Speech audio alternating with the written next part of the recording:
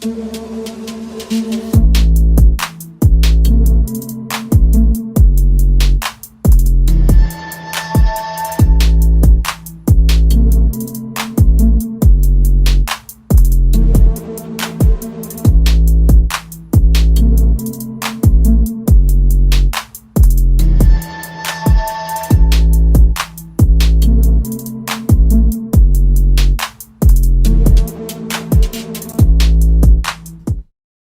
up, nation?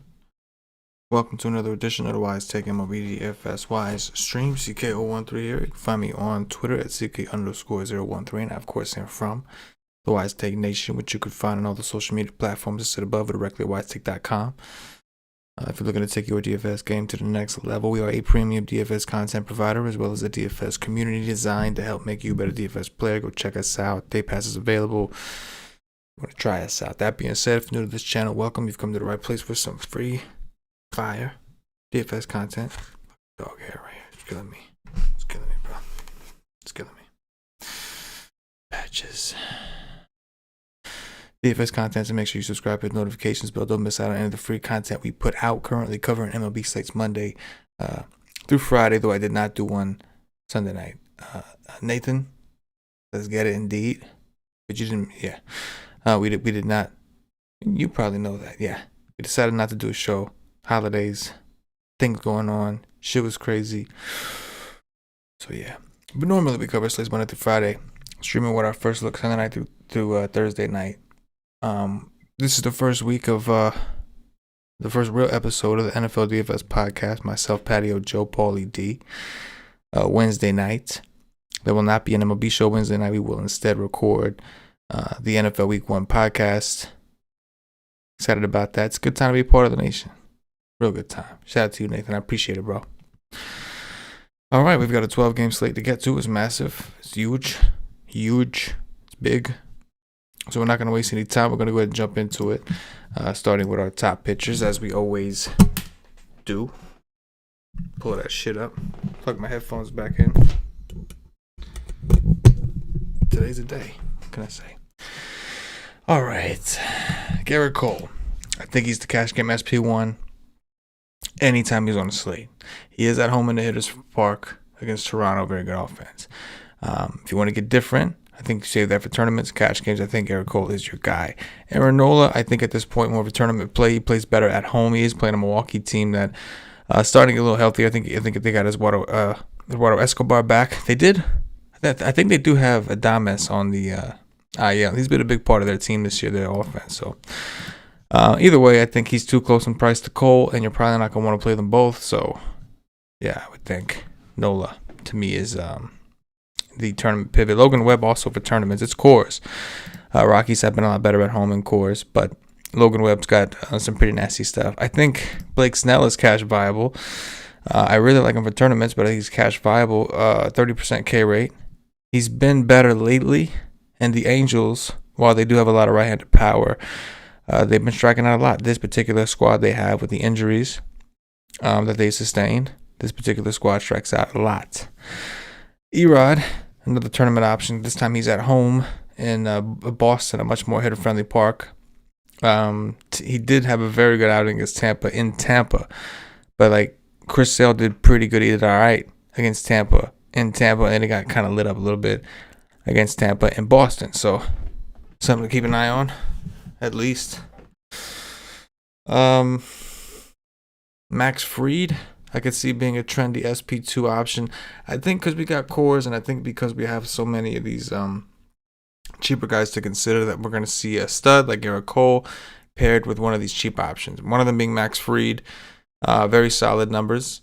Now, he does face Washington, who has been good against lefties, right? Even after the trades and everything, they're good against lefties. But Fried's numbers are also very good. I think that Wade Miley could get some attention against the Cubs. His numbers aren't great, but they're not terrible, and people just like to attack the Cubs, so I get it. I understand that. Zach Gallen, I think, will get some love. The Exip and Sierra aren't great, but a 26.7% K rate could draw some attention, especially because we are talking about the Rangers, who have a 24% K rate against righties with a 156 ISO, a 296 WOBA, and an 87. WRC plus against righties. Jake Odorizzi is a big favorite. Seattle, they seem to have cooled off a bit, right? They're not like the worst of the worst, but they were never really ranked high at all this season. 25.7% K rate against righties. 157 ISO, 298 WOBA, 92 WRC plus. So there's some risk there, but I think that he's an option to consider. And then another tournament option, I think, could be Drew Rasmussen's. Again, it's not a good park, right, in Boston, but Rasmussen has had some pretty nasty stuff. And the park is the only thing. Boston can strike out. They have a lot of upside. They got a lot of power, so it's high risk. But just throwing it out there. Offenses. So the Giants are not even expensive on DraftKings. They're pretty cheap. They're in cores against Chichi Gonzalez. It's really tough to argue against that at all, other than the ownership. They're going to be massively high owned, even on a big ass slate, but rightfully so. Rightfully so. Chichi Gonzalez, arguably the worst pitcher in baseball, right? Baltimore and Kansas City, I think, will get some attention. We got Jackson Kowar, who's got a small sample in the majors, but not a good one, against who's pitching for Baltimore? Matt Harvey? I don't think it's Matt Harvey, though. Is it Matt Harvey? I mean, I know that this says Matt Harvey. I just don't know if Matt Harvey's actually supposed to pitch. I'm gonna look that up. See if MLB Probables has Harvey. No, they have Alexander Wells. So I think it's going to be Alexander Wells. I'll make that change. But a lefty, nonetheless. One that has not been good. Kansas City is not strong against lefties in WRC plus, ISO or WOPA, but they only have a 20% K rate, so we expect them to put the ball in play. And the bottom line is this is a massive park boost for them, right? Like massive for them, right? So, yeah. Those are a couple of teams that I think will draw some attention. The Dodgers. Opponent. J.A. Happ.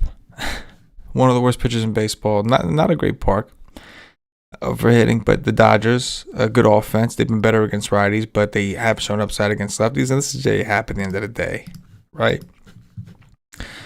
Dodgers against lefties, not terrible. 189 ISO, that's important, right? The Yankees are at home. They've been a little disappointing at home. They get another lefty in Steven Matz, who is having a decent year, but has been prone to hard contact, even though that's not been the case this season, has been prone to hard contact and home runs during his years with the Mets. Yankees are supposed to be really good against lefties. They're dropping now at 111, tied with St. Louis. They were like second for a while. Nonetheless, they have a lot of upside. And those are the ones that stand out the most, right? Things to watch. Paolo Espino. Atlanta's very tough. His numbers aren't great. He's coming off a really strong outing, though. It was an early slate. I know he won a lot of people some money. But something to consider. The Padres will get, I think, Packy Naughton, who give up 3 earned runs and 3 2/3 against the Yankees, right? Last time he saw San Diego, gave up 2 runs. They were not earned, 4 1/3. Numbers weren't great. You expect a team like San Diego to eventually correct itself against lefties. They haven't been good against lefties, so that's the bottom line. All season they've struggled against lefties. But everybody's just kind of waiting. You expect that to turn around at some point, right? I don't know. James Caprillion, I don't think is very good. I think he's got a lot of regression coming. We started to see it at points. Massive fly ball rate. Chicago White Sox have been hot, but this game is in Oakland, man. One of the best pitching parks out there. Not all that exciting, right? But something to keep an eye on. There's a whole bunch of others we could have put here, right? A whole bunch of others. We're just gonna go into Dong Watch. We're out of here though. So we gotta go. I want to go Chris Bryant. I'm hoping he's playing. I think he might have picked up some kind of injury. We'll have to see. I want to go Chris Bryant though from them. Justin Turner against Mr. J.A. Happ. We'll go Justin Turner. We'll go I want to go Luke Voigt against Matz. Luke Voigt against Steven Matz. And that's the dog watch, right? Yeah, that's it.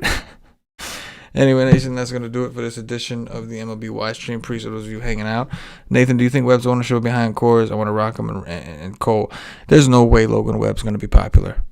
And Coors, not a chance. At that price, maybe if he was like 6K, 6.5, because, or even in the 7s, because people were like, well, I'm taking the risk, but I'm getting him at a cheap price. But at that price, there's no shot that he's going to be popular. At least on DraftKings. FanDuel, yeah. 9-7 on FanDuel. He won't be popular at all, Nathan. That was Nathan's question.